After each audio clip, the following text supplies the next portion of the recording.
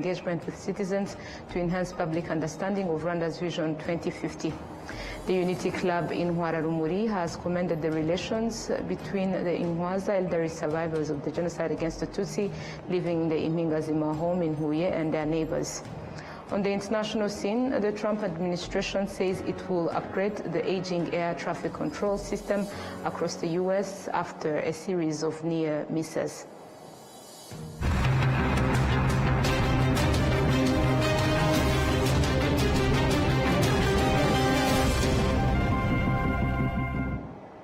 My name is Olive Nete, and it's always a pleasure to have you on board. Now let's kick off today's edition.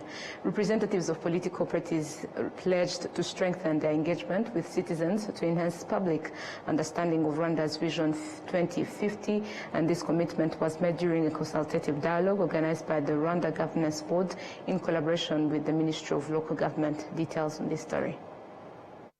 In this consultative meeting that brought together representatives of legally recognized political parties in Rwanda, the Rwanda Governance Board emphasized the crucial role that political parties play in the development of the country. Through various studies conducted by RGB, participants were shown how different indicators are used to measure citizens' perceptions of governance and service delivery at the local level. RGB's Deputy CEO, Dr. Felicien Usengumukiza, made an appeal to political party representatives to help mobilize and support citizens so that Vision 2050 can be achieved. When citizens see that you are not actively participating in government programs, it becomes difficult to mobilize them to take part. As politicians, we must lead by example by actively engaging in and implementing government programs that have been chosen by the citizens themselves for their own development. According to RGB's annual report known as the Citizen Report Card, the 2024 report showed that citizen satisfaction with the role of political parties in governance stands at 67.4%, a decrease from 79.4% the previous year. Political party representatives are willing to participate in engaging citizens. Engaging more closely with citizens is essential. Advising them on how to address their daily challenges is equally important. We must also identify the services they lack access to and find ways to ensure they can obtain them so that we can work together in addressing these issues. As political parties, we can also come together as a forum to engage directly with citizens. We can hold dialogues with them at different times rather than leaving this responsibility solely to local authorities. I believe this approach can play a significant role in changing mindsets. The deputy spokesperson of the National Consultative Forum of Political Organizations stated that these discussions served as a reminder for political leaders to strengthen their efforts in areas in need of improvement. As political parties, following these discussions, we are left with the important task of getting closer to citizens to help them understand the programs of our parties and, more importantly, to mobilize them to actively participate in government programs. We all work together to promote the well-being of our citizens because our shared vision is, as we know, to place citizens at the center of everything we do. In Rwanda, there are 11 legally recognized political parties, all of which are members of the National Consultative Forum of Political Organizations. Moving ahead, members of Parliament on the Committee for State Budget and Patrimony have begun analyzing the draft national budget for the 2025-2026 fiscal year, engaging in discussions with institutions that receive state funding. The Ministry of Local Government and its affiliated entities, as well as districts, provinces, and the city of Kigali were the first among the government-funded institutions to take part in these dialogues. We have details on this. The projects discussed were mainly focused on infrastructure development, poverty reduction among citizens, and the implementation of the second phase of the National Strategy for Transformation.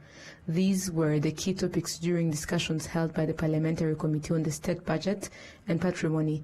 The discussions aim to analyze the draft national budget for the 2025-2026 fiscal year. The Minister of Local Government, Dr. Patrice Mugenzi, stated that they have projects and initiatives aimed at improving the livelihoods of citizens, starting with young ones. We plan to ensure that in every village there are at least 3 early childhood development centers, including home-based ECDs. This is a positive step, and we have also discussed it with the NCDA. The development projects and the activities planned by the Ministry of Local Government have been allocated over 7 billion Rwandan francs in 2025-2026 national budget. Members of the Parliamentary Committee on the State Budget and Patrimony emphasized that the upcoming budget must prioritize key projects and activities over others in order to ensure an equitable distribution of the available resources. In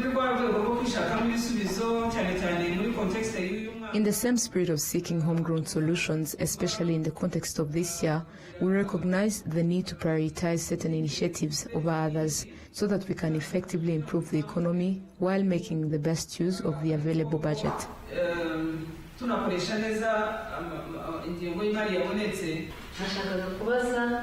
I wanted to ask if a certain priority should be given to these projects. Members of the Parliament were also informed that the implementation of the 2025-2026 national budget will involve citizen participation as they seek resources and solutions in collaboration with the government. The draft national budget for the 2025-2026 fiscal year has begun to be analyzed by the Parliamentary Committee. It is planned that in total, the government of Rwanda will spend more than 7,000 billion Rwandan francs in the 2025-2026 fiscal year. Compared to last year, this represents an increase of 21%, as the previously approved budget was more than 5,000 billion Rwandan francs. Tomorrow news, the BK Group PLC and its shareholders convened for their annual general meeting, where they expressed satisfaction with the progress made toward their development goals. During this general meeting, members were presented with the audited financial report for the year 2024, which they appreciated for its quality and accuracy. They also approved various resolutions, including a new nominal share value of 29.34 Rwandan francs, which will come into effect on July 1st, 2025. Today, our shareholders approved the proposal to establish a private equity fund of between $30 and $40 million. And this fund will be invested in various small and medium enterprises in the country. We have a partner who has experience in managing such funds. So this is our strength, and we have a huge demand from SMEs in the country, not only for loans but also for equity. So far we provide the loans but not equity. So we are going now to support companies in injecting capital in their businesses to grow their business and to create jobs and to have more impact in the economy. If it is our duty based on the profit achieved last year, we determine the dividend that is going to be paid to our shareholders. So we announced and the shareholders approved the dividend to be distributed this year, actually next month, which is about 29 francs per share. The BK Group PLC announced that in 2024 it achieved a profit of 97.1 billion Rwandan francs, and this profit was invested across various sectors, including agriculture, livestock, small and medium-sized enterprises, and among others. Moving ahead, the leadership of the Institute of Certified Public Accountants of Rwanda has announced that they are exploring ways to introduce professional accounting education in secondary schools. This initiative aims to address the current shortage of professional accountants across the country by training them early and ensuring wider national coverage. William Evans has the details. Speaking to the media at the conclusion of the African Congress of Accountants, Amin Milamago explained their strategy to close up the gap caused by limited number of qualified professional accountants in Rwanda. I noticed that the number of businesses we have is increasingly growing, yet a number of professional certified accountants remains small. We've held conversations on enrolling some of the professional courses into secondary schools for students to study accounting and also be able to sit for certified accounting technician exams. This will help us grow more members and also have a tangible contribution to national development. Over 2,500 delegates from more than 53 countries attended the assembly, which also marked the final term of Keto Kayemba, president of the Pan-African Federation of Accountants. In her remarks, she called on African accountants to become drivers of sustainable development and long-term value. Objective, our goal in PAFA is sustainable value creation for the benefit of the citizens of Africa. During the conference, one of the major things that we did was driving sustainability, which is something that is now affecting all of us, driving sustainability. So bringing it to the forefront of the accounting fraternity in Africa and showing them, come on board, there's something happening. When you do this, your companies will be able to report on sustainability, and therefore your country will be more aware of what's happening. It can relate with all the world leaders. It can relate in terms of the financials that come out of your country. Accountants, be prepared, be the strategic thinkers around sustainability, be the driving force around sustainability. IFAC President, on his part, noted that at the international scale, the goal is to make the accounting profession sustainable, and this can only be achieved through collaboration. For the future of the earth, for the future of the society, and for the future of the citizens. So this is why we are taking so much time on talking with our colleagues about what does sustainability means, why it is closely connected to financial data, and in the future, and we are starting to see that some corporations are already talking about sustainability information together with financial information. So it's a way also to approach how the economy is organized more and more, and it is also a way to approach how the citizens are expecting from the economy to take this into account. Participants also toured ICPAL's new headquarters, a facility valued at 1.5 billion Rwandan francs, showcasing the institution's growing footprint in Rwanda's financial landscape. William Evans, RwandaTV News.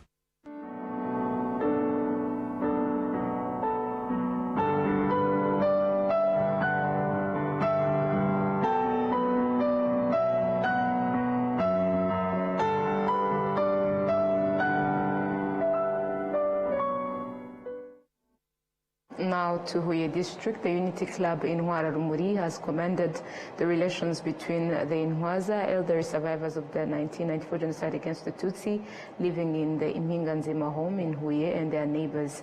This was during the 31st commemoration of the 1994 genocide against the Tutsi, where participants were urged to continue promoting unity, humanity, and resilience in the Rwandan society. The Intwaza at the Huye Impinganzima home live among 353 families in Tabasel, Mukura sector. They expressed their appreciation for the care and attention they received from both the Unity Club in Rwanda and their neighbors. The Unity Club in Rwanda, through the Integrated Community Development Project, which has been implemented for 3 years, aims to strengthen unity, humanity, and sustainable well-being among communities living near Impinganzima homes. The project promotes shared values, cooperation, and harmonious living. The Huye Impinganzima home currently shelters 107 in Intwaza, including 99 elderly women and 8 elderly men. Each year, members of the Unity Club in Rwanda visit and support the Intwaza residing in Impinganzima homes located in Huye, Rusizi, Bugesera, and Nyanza. Unity Club in Rwanda is an organization committed to contributing to national unity and resilience. It is composed of current and former government leaders along with their spouses. Moving ahead, youth with a purpose to build a better future for their country do not go along with the crowd. They are not led by the wind. These are the words of students from the Rwanda Institute for Conservation Agriculture during the 31st commemoration of the 1994 genocide against the Tutsi, which was held at the Kigali Genocide Memorial. The commemoration was attended by the students, staff, the leadership of RICA. They laid wreaths and paid tribute to the victims of the genocide against the Tutsi by buried at the site. This ceremony, according to the university, aims to draw lessons from history and prepare the youth to become citizens who reject division and discrimination while actively fighting genocide ideology and all its manifestations. Olusegun Yekorun, Interim Vice Chancellor at the Rwanda Institute for Conservation Agriculture, emphasized the importance of teaching national history to young people from all walks of life as a way of preserving the country's achievements. This is a period that we commemorate and remember all that happened, and in the hopes that we learn from that event and that this should never, happen again. We are thankful for those, who have preserved these memories, because it helps us to see, for those who are not here, those who are not born at that time, I think the image is vivid and it is touching. For those who may deny, or doubt that the genocide ever happened, one, in visiting this site, and I'm sure many other sites across Rwanda, they would see the images. But I also recall that, around the world on television, the image was there. And we saw how sad, how desperate, people were. But also to talk to people who are concerned, who are touched, who are hurting, I think they will be convinced that indeed the genocide happened. Currently, this school has over 250 young men and women enrolled, all under the age of 30. Each year, the institution admits about 84 students who successfully pass into its rigorous entrance assessments. Moving ahead, survivors of the 1994 genocide against the Tutsi, who were employees of the former Byumba prefecture, have expressed concern over what they call the silent syndrome, still present among some individuals who are unwilling to provide information about their colleagues who were killed during the genocide against the Tutsi, but whose bodies have not yet been found. So far, only 41 victims have been identified. The leadership of the Gicumbi district is also encouraging the public to share any relevant information and has urged residents to read a book the district published about the history of the genocide in the area. The umbrella organization of survivors, Ibuka, also stresses the importance of uncovering all available information, and it further calls for research into the roadblocks where Tutsi were killed, as well as into the role of identity cards that were used to discriminate against and target them. Paula Ingabire, the Minister of ICT and Innovation, emphasized that the youth must understand and embrace their responsibility in preserving this history and carrying it forward. To date, 41 former employees of the former Byumba prefecture have been confirmed as victims of the genocide against the Tutsi, but efforts are ongoing to discover the whereabouts of others whose bodies have not yet been found.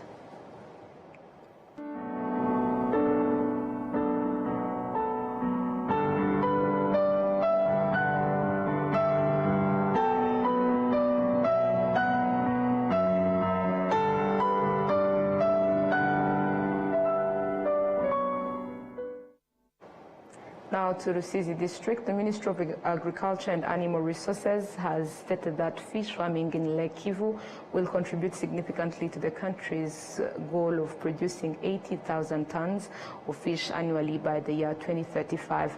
In Nyamasheke district, a fish farming project is expected to produce 20,000 tons of fish per year. The project began in 2021 on the Nyamasheke side of Lake Kivu under the name Kivu Choice, which uses modern aquaculture techniques. Kamran Ahmad, the project director, explained the motivation behind investing in this fish farming initiative. The government was very supportive of foreign investments, and that it seemed like one of the better places to do business in Africa. And so I was attracted by the competence of government as well. And so we did actually start. We launched in Rwanda back in 2021. So I came to Rwanda back then, and it's been about 4 years now. And we have, in that time, been the fastest growing fish farm in Africa. We've scaled through to about 5,000 tons run rates over that period, and we've still got a lot of growth ahead of us. So at 5,000 now, we're now targeting closer to 20,000 tons at the end of next year. and we'll continue to grow from there. So I'm very optimistic about what we can continue to achieve. Much of what we've been able to achieve has been a direct result of our close partnership with government and the collaboration that we've had with them. So I'm very appreciative for that too. This is why we're all here today, is that we recently launched today we launched our 30-meter cage concession. These 12 30-meter cages are the largest cages in Africa. Each one of them can harvest around 350 tons of fish per year. So we're talking about 4,000 tons out of these 12 cages. That is about as much fish production as was being produced by the entire aquaculture sector when I first arrived in Rwanda back in 2021. So this is the first of many of these cage concessions that we're installing, and it's allowing us to become a much more scalable operation. So going from that, it took us 4 years to get to 5,000 tons. It's only going to take us a year and a half to do another 15,000 tons. So we're just able to grow exponentially faster because of this industrial scale technology. The project currently provides permanent employment to over 250 local residents. The goal of the Ministry of Agriculture and Animal Resources is to achieve a national fish production of 80,000 tons per year by the year 2035. Fish farming in the lake, particularly under Kivu Choice, is growing steadily. Currently, annual production stands at around 10,000 tons, but with the introduction of additional cages, it is expected to reach 20,000 tons per year. This increase is anticipated to not only meet local demands, but also allow for exports to international markets.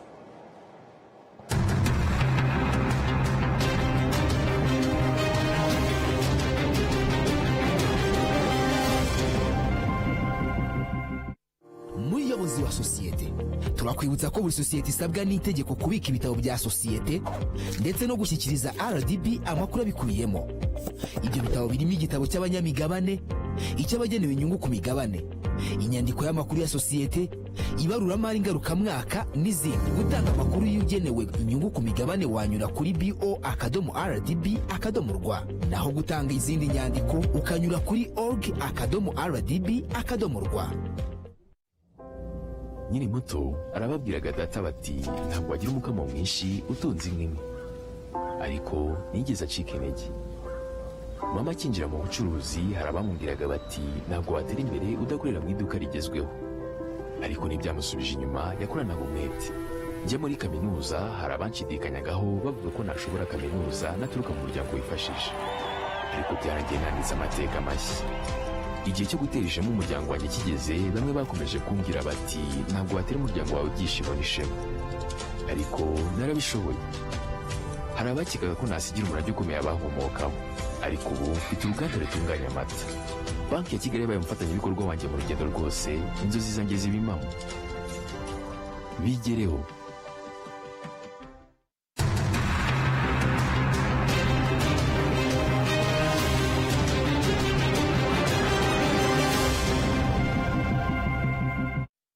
You're still watching RTV News, now to matters making headlines globally. The Trump administration says it will upgrade the aging air traffic control system across the U.S. after a series of near misses. It says it's also trying to hire more air traffic controllers, despite laying off hundreds of aviation employees in February. Al Jazeera with the details. 1951, how do you hear me? An air traffic controller tries 5 times to reach the pilot of an incoming airplane before he finally gets through. I got you loud and clear now, United 1951. It was by sheer luck that a 30-second communications and radar blackout at Newark Airport last week did not result in tragedy. But the incident made clear the need to fix the U.S.'s broken air traffic control system. And if we don't actually accomplish the mission that we're announcing today, you will see Newark's, not just in Newark, you'll see Newark's in other parts of the country because it's an aging system. And so we have to actually upgrade it. Transportation Secretary Sean Duffy says the Trump administration wants to modernize the nation's antiquated tools like floppy disks and paper strips still in use today to control air traffic at the nation's 520 airports. Do you know where we go? eBay. Duffy says as part of the upgrade, 600 radars must be replaced and workers need new buildings. He gave a timeline of 3 to 4 years to complete, but offered no details, like the cost of the project. Congress would have to approve the funding, likely to be in the tens of billions. Both political parties in Washington have recognized the urgent need to reform the air traffic control system in the U.S. In January, that system failed to prevent a mid-air collision between an Army helicopter and an American Airlines passenger jet just outside the nation's capital. All 67 people aboard died. Earlier this week, another 3 planes had to abort landings at the same airport. In the wake of the tragic mid-air collision over the Potomac and a trend of runway near misses, we have to get this right. Staffing shortages is another major problem. The Trump administration says it's trying to hire more air traffic controllers, but it laid off 400 federal aviation employees in February with the help of Elon Musk.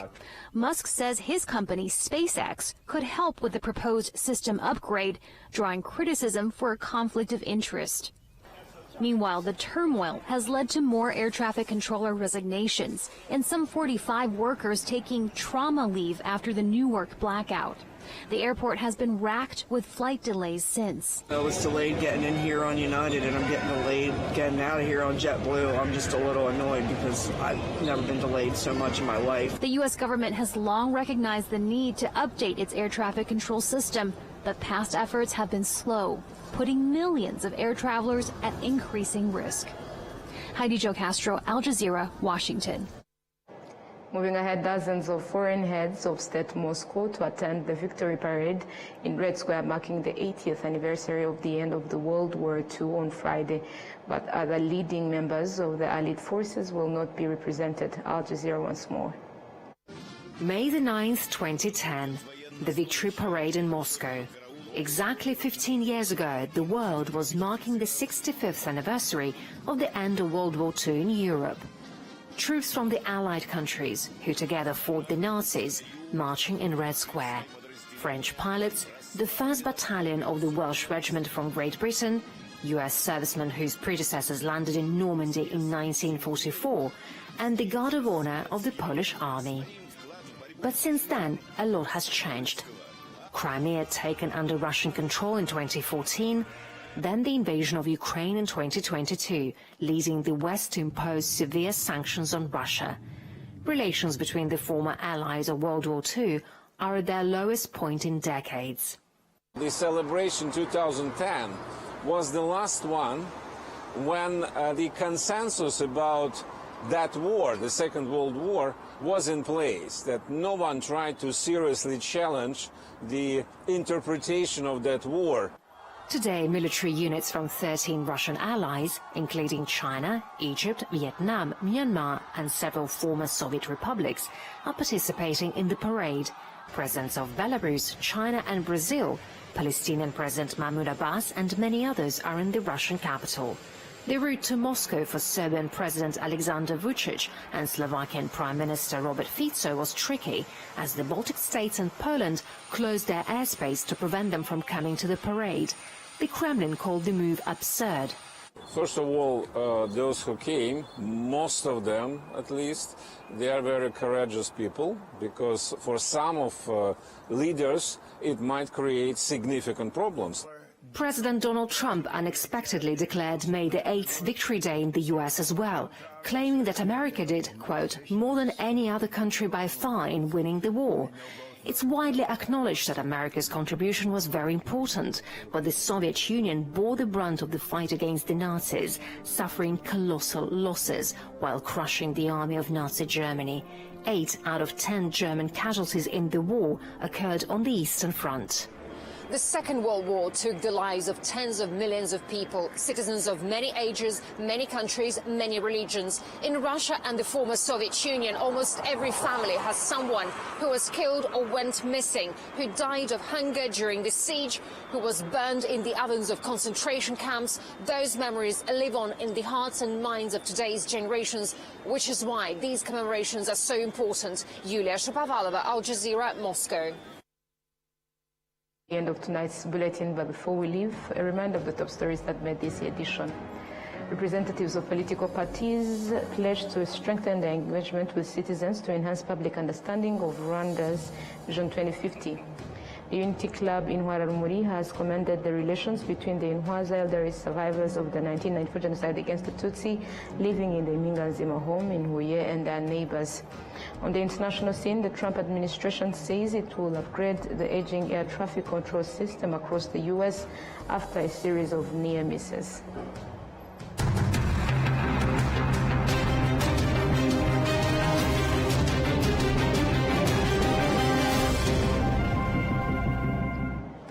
Now that marks the end of tonight's bulletin. On behalf of the entire news team, we wish you a restful weekend. Stay safe and have a nice weekend.